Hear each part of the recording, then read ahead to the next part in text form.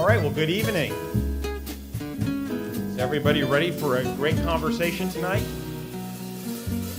I'm Greg Fenves, President of the University of Texas at Austin, and it's an honor to welcome you to Great Conversations 2016, hosted by the Annette Strauss Institute for Civic Life. It's as I said, a real honor to be here. I understand my table specifically requested my presence at their table. I don't know what you other guys were doing over there. And so I'm just excited to find out what the topic of our conversation will be tonight. As the leader of this tremendous institution, one of the things that we understand at the University of Texas is the role of community engagement. And that became particularly poignant and tragic in the events of last week, the horrible crime that took place on our campus, the first homicide in over 50 years. And so this was a tremendous loss of a beautiful young student new to the University of Texas that was felt not only through the University of Texas community, but through the Austin community that we are such an integral part of. I'm very proud of the way our students pulled together, our faculty and staff, especially in the counseling and student health services and the dean of students office, together so closely with so many students. And the vigil that took place Thursday evening was really spontaneous, put together by our students and the student leadership, and there were over 2,000 students there to pay tribute to Haruka Weiser. As a parent, that tragedy is the most unimaginable thing a parent could endure, and Haruka's parents traveled here from Portland, and I know, impressed everybody that worked with them and interacted with them and consoled them about their bravery and courage. They attended Friday night, they attended the premiere of Body and Soul, the dance performance that our theater group was putting on, of which Haruka was a member of the crew. And Carmel and I had the pleasure and the honor of attending that event Saturday night and meeting with the students who were the classmates and closest friends of Haruka. And they talked about how she had touched their lives in the brief time she was here at the University of Texas. But what this also showed was the community and how the city of Austin pulled together to help us. Austin Police Department was amazing in their response and in their investigation and the quickness of which they apprehended the suspect. So the criminal justice system still has a lot of work to do. This will be continuing to be a trial for those that have been touched by this tragedy. It will be a trial for the community, and it will bring in a lot of issues that, are the types of things that we study at the university, the social issues that are essential to understand and to address as part of civil society. So it is a tragedy. There's no bright side to a tragedy, but we will continue to do what we do at the University of Texas, is to learn and to try to improve the quality of lives for individuals in our community, which I know is the mission of the Annette Strauss Institute. Let me just talk on a positive note of just a couple other examples of civic engagement at the University of Texas. One small but important, one big and essential. The small but important one is, again, our students led a voter registration drive among students this past year, and they were very, very successful, and the turnout at the one polling station here on campus at the Flawn Academic Center broke all records for turnout and votes. So our students know the importance of civic engagement and know the role that their vote plays in the life of our city, our state, and our nation. The big thing that we're working on in community engagement is the Dell Medical School. So if you drive out tonight, you may drive by the construction. We will be welcoming our first 50 medical students this June. They tell me the buildings will be done by then. We'll see. We do have a backup plan. But more than the buildings and even more than the students, as important as they are, is what that says about this community. And this is a community project for the community. I know I saw Senator Watson here tonight. Senator, where's Senator Watson? There you are. Senator Watson, stand up so we can recognize you for your leadership in the Dell Medical School. So we are committed to the citizens and the voters of Travis County, to all citizens in our community, to improve health care for our community, for every person in it. And that will be the mission of the Dell Medical School, but we're not only going to do that, it is really rethinking how individuals stay healthy, how they're treated when they have disease, diagnosed and treated when they have disease, and how they learn we can teach people to be healthy and improve quality of life and improve health care for our community. And that is the mission of the Dell Medical School. So many of you that I see around here have been involved with this exciting phase of the university, this exciting phase for our community, and I can tell you it's only going to get better. So more to home, the Annette Strauss Institute is an example of something that's very important to me at the University of Texas, and that is bringing knowledge from different disciplines, experience from different disciplines together to ask tough questions and solve difficult problems. And that's exactly what the Annette Strauss Institute does through its programs, and you'll hear a little bit more about that tonight. And that's the kind of thing that we're going to be doing even more across the University of Texas. So congratulations to the Annette Strauss Institute, and I know you'll hear from Susan Nold, who we're so glad, who's now at UT as director of the Institute. So my last task tonight is to introduce the next speaker, and we are very fortunate to have a great new dean for the Moody College of Communications. We had a great dean before, Rod Hart. It's nice to see Rod back in Austin. And Rod's a tough dean to follow, but we have the person to do that. Relatively new to the University of Texas after a career at the University of Florida and Center for Disease Control, CDC, in Atlanta. And he has brought energy and vision and collaboration to the Moody College of Communication, and he is a great member of my leadership team for the University of Texas. So please welcome the Dean of the Moody College of Communication, Jay Bernhardt.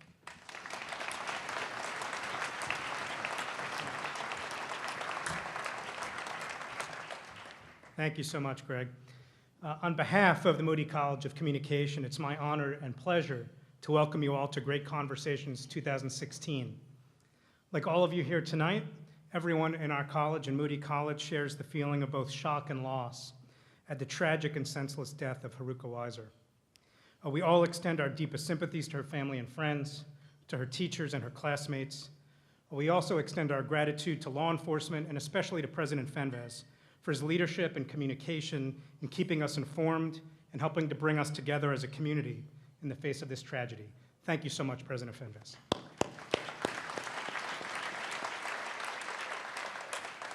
Speaking of leadership, I would also like to take this moment to recognize and thank my friend and my predecessor, Rod Hart, for his visionary leadership of Moody College and the Annette Strauss Institute, and for actually conceiving and creating this event tonight that brought us all here together. Thank you so much, Dean Hart.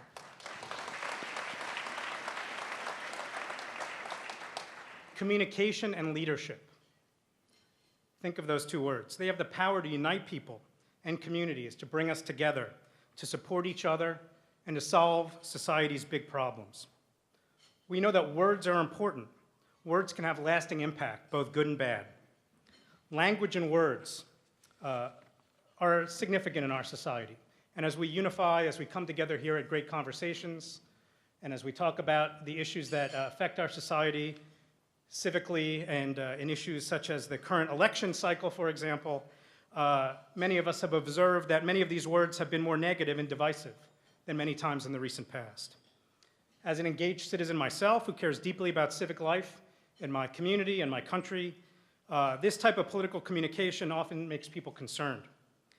On the other hand, I must admit that as a dean of one of the world's leading colleges of communication, it's not all that bad. In fact, in the aftermath of this election campaign, I will predict that despite the bombastic political rhetoric, that next year you will see a plethora of books and political articles and wonderful academic achievements by my political communication colleagues in our college and around the country as we analyze and use our theories and our methods to help explain what up until now has been not that explainable. So with that, I know that we're here today to talk about great conversations and communication and leadership, and it's wonderful that you all are here with us tonight. It's my great pleasure now to introduce to you someone who demonstrates herself great leadership, outstanding communication, and enormous grace in her work and in her life. We are extremely fortunate at UT and in the Moody College of Communication to have her as our director of the Annette Strauss Institute for Civic Life. So please join me in welcoming Susan Knoll. Thank you, Dean Bernhardt. Wow, this is exciting for me. I'm Susan Turner Knowles. I'm the director of the Annette Strauss Institute for Civic Life. Thank you all for being here. Thank you to the sponsors, conversation leaders, and guests for making this evening such a great success. I would like to recognize a few people who have made this event happen. If you're a member of the Annette Strauss Institute Advisory Council, will you please stand?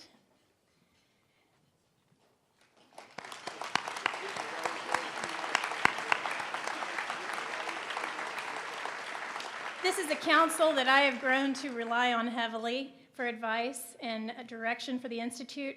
My co-chairs, Christy Carpenter, Jay Brown, and Jen Sarver. Thank you for your hard work and for your devotion and service to this organization. If you're a member of the staff of the Annette Strauss Institute, would you please stand? I know many of them are probably still outside.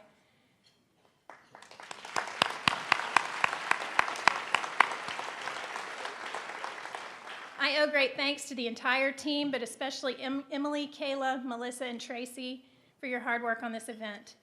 Y'all are a hardworking and dedicated team, and donors to this institute should know that they get a lot for their money by investing in you and your work. Many of you here this evening were invited by guests, and you may be new to the Annette Strauss Institute. I'm also fairly new.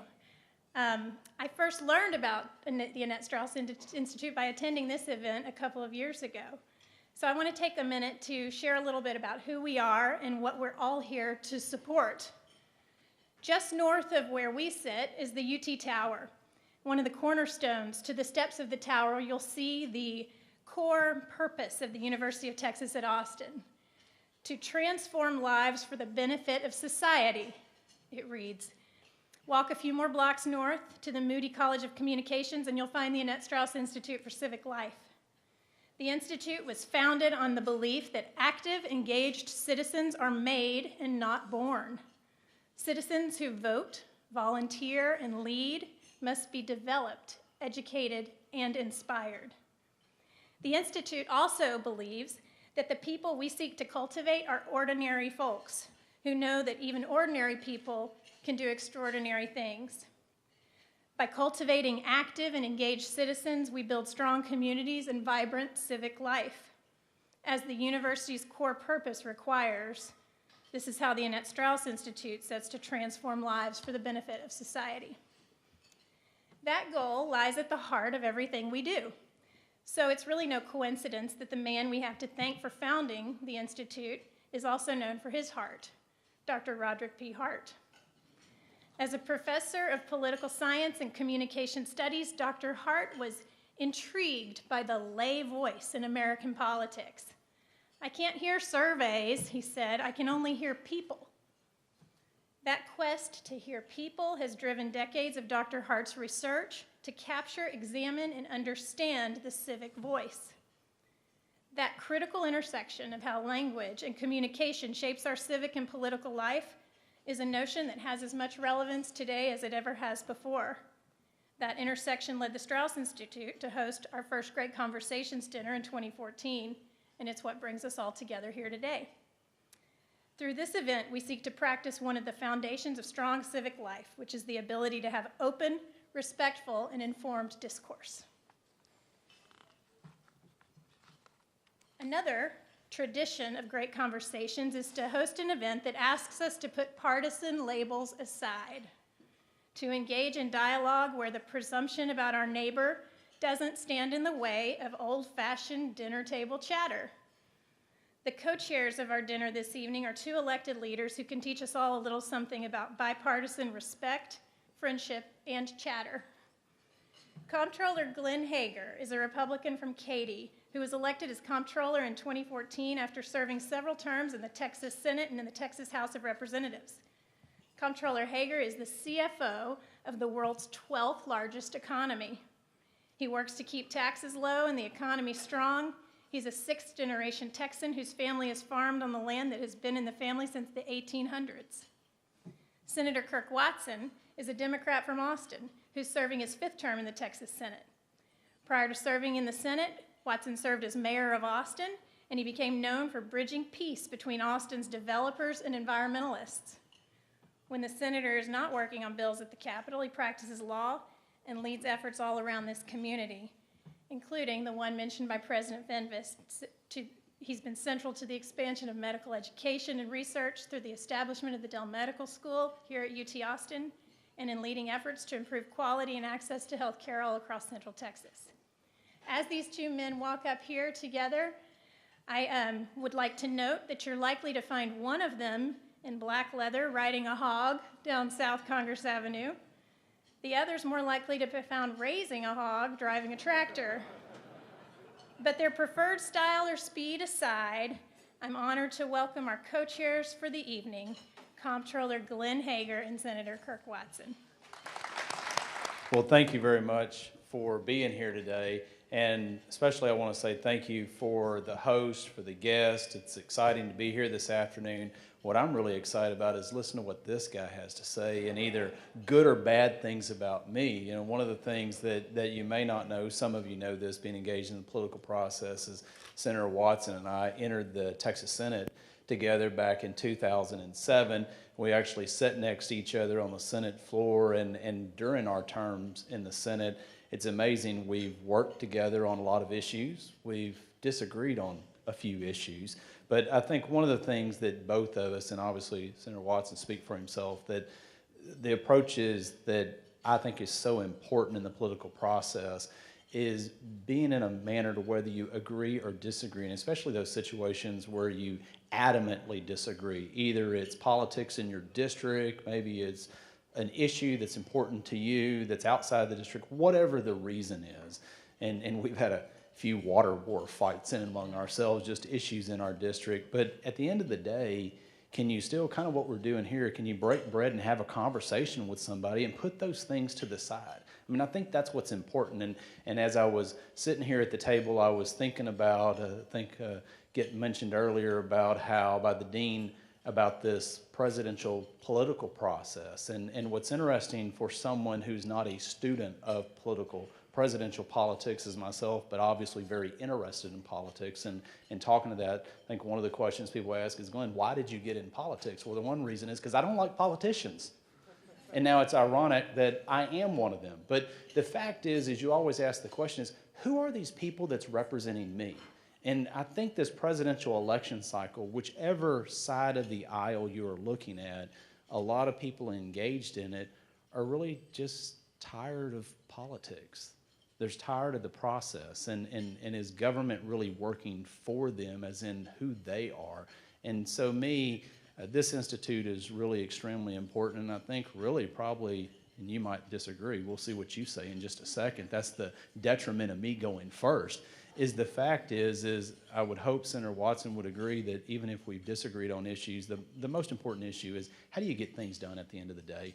And it takes more than a party to get things done.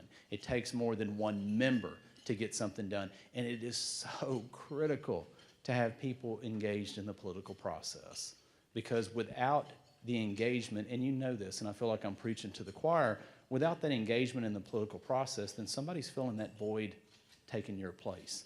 And, you know, if you use elections as an example, it was amazing to me to see one of my to-be county commissioners is my former principal, high school principal, and he won a local county race for commissioner's court by 1 vote. And then they had a recount, and guess he lost by 2 votes. And then in my election for controller, on election night, I had 49.9999% of the vote, and I needed 76 more votes. And when the party canvassed the votes 2 weeks later, I had 50% plus 41 votes. Wow, out of the entire state of Texas. Now, the next one is one of my former counties in Goliad, Texas. You ever heard of Goliad, Texas? Come and take it. I hope you have as Texans. But there was a county judge election. I knew both of them. I'd served that county for 8 years in the Senate almost. And on election night, I said there were 2 of them. And you know how the election turned out? They tied. And no, there wasn't an Aggie as the election administrator do in the county. I mean, just think about as those 2 people who knew anybody and everybody in that county, because we're talking about less than 7,000 people that live in the county, they could look at the rolls and they could probably find dozens of people who didn't vote and their voice was void. So now they had another election to go through. But you know, the point that I want to make is I just want to say thank you for being engaged in the political process, because as frustrating as it is, it's extremely important. So, Senator. Well, thank you, and I'll echo that. First of all, let me just say, if you're not eating and you're not doing it because you're polite, go ahead and eat. Those that know me or don't know me, and you heard in the introduction, I'm the former mayor of Austin. I can talk while damn near anything's going on in front of me. So as long as you're not throwing food, actually, if you throw food, I can still probably do it because I've been mayor of Austin, Texas. Yeah, I'll block it for you. Anyway, go ahead and eat. I want to say thank you to the Annette Strauss Institute. I want to say thank you to the former dean, the current dean, because this is very important. I also want to say thanks to Susan Nold, the relatively new director of the Institute. I see great things for the Institute under her leadership and feel very strongly about that. I'm just going to briefly say this. One of the reasons I feel so strongly about the Institute is because, as was pointed out when Susan was talking,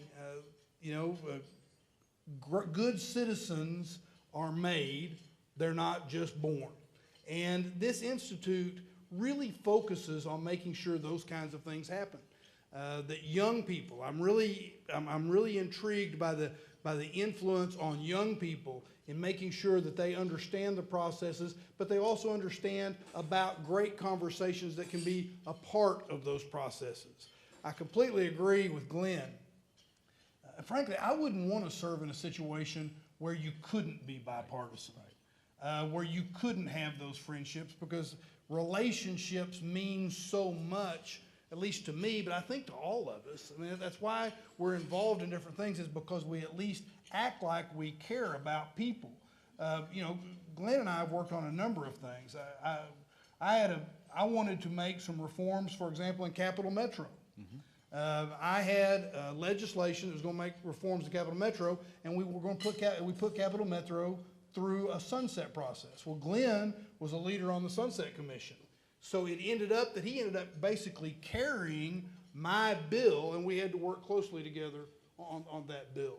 I had a bill a couple of sessions ago that changed the way the controller could use certain types of commercial paper.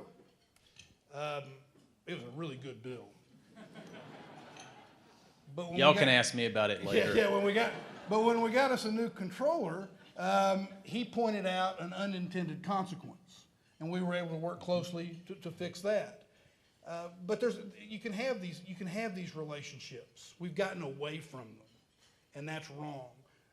The last little thing I'll tell, one of my favorite stories about Glenn and our friendship is it's been a couple of sessions now, but Glenn had an ugly old bill.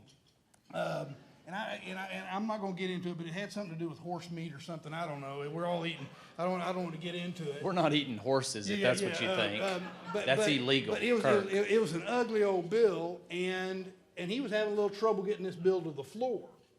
And I was opposed to his bill, strongly opposed to his bill. And I'll never forget, I'm sitting in the Senate lounge and the TV's on the floor, but there's no sound. So I don't, and all of a sudden I see Hager standing up and he's kind of got his head down, he's mumbling. You can tell he's mumbling. And I thought, what is he up to? And I went out and walked over to his desk and I said, I kind of ran up to him. I said, Glenn, is that? And he said, yes, go change your vote. Go change your vote. That's good bipartisanship. He saved me on that vote. But I'd already passed my bill, Yeah, so but it he'd didn't already matter passed it, then. so he didn't care. That's He right. couldn't say nay. That's right. So, yeah, that's exactly right. Wow, that's horrible. Yeah, They laughed. I just now got that. Look, Yeah, and see what I have to work with here? thank you all very much for being a part of this. Please continue playing the leadership role that you play in making sure that we do have a strong civic life. And I'm going to make a plea, be supportive in any way you can of the Annette Strauss Institute. Thank you all very much. And the only last thing I want to say about Senator Watson, even though he's a good friend of mine, I've been disappointed in him one time, more than I can even begin to express.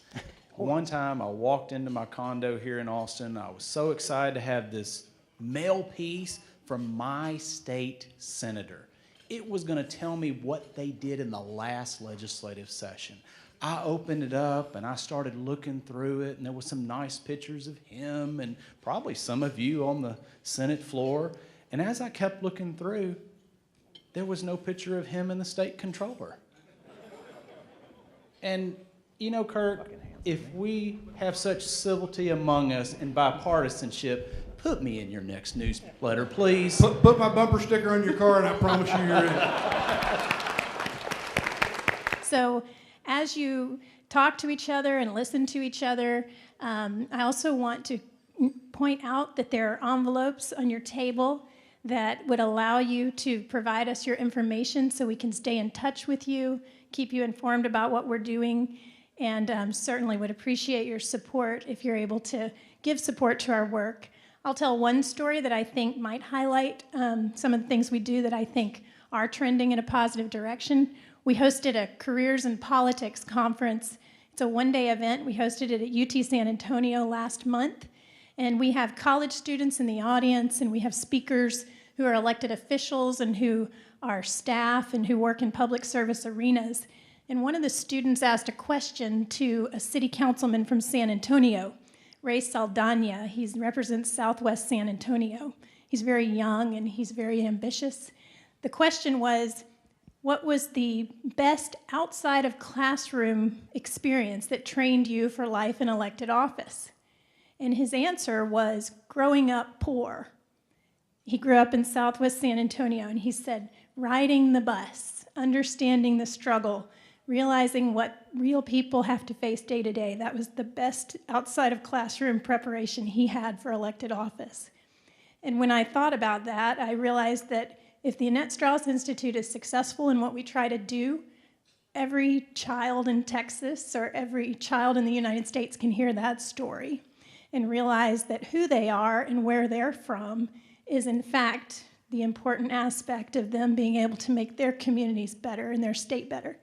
So I want to thank you for being here. I hope you stay, drink coffee, have dessert, enjoy your table conversations. I'll let you know when we're kicking you out, but we want you to stay and have fun. Thank you.